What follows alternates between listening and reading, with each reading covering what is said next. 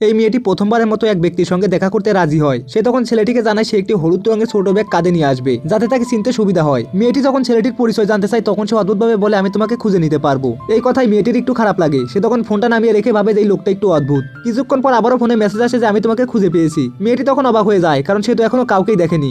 ঠিক সেই সময় হঠাৎ চারদিকে হইচই শুরু হয়। একজন দৌড়ে এসে বলে যে একটা মেয়েকে খুন করা হয়েছে। কৌতূহলবশত মেয়েটিও তখন ভিড়ের দিকে যায়। সেখানে সে দেখে মাটিতে পড়ে আছে একজন মেয়ে। আর সব থেকে অদ্ভুত বিষয় হলো সেই মেয়েটির কাঁধেও ছিল একটা হলুদ রঙের ব্যাগ। এই দৃশ্য থেকে তখন মেয়েটির শরীরটা ঠান্ডা হয়ে যায়। তার মাথায় তখন ভেসে ওঠে সেই মেসেজ যে আমি তোমাকে খুঁজে পেয়েছি।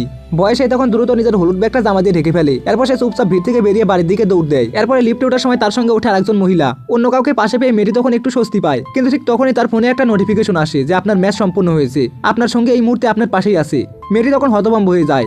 একই সময় লিফটে থাকা সেই মহিলাটির ফোনেও ঠিক একই রকমের নোটিফিকেশন আসে। কাপা হাতে মেয়েটি তখন অ্যাপ খুলে দেখে যে যার সঙ্গে তার ম্যাচ হয়েছে সেই অনলাইনের পরিচিত মানুষ। পরের মুহূর্তে মহিলাটির মুখে ভয়ঙ্কর একটা হাসি ফুটে ওঠে। সে তখন এগিয়ে এসে বলে যে দেখলাম তুমি সত্যি হলুদ ব্যাগটা নিয়ে এসেছো। আর হঠাৎ সে একটা ছুরি বের করে মেয়েটার উপরে আক্রমণ করে।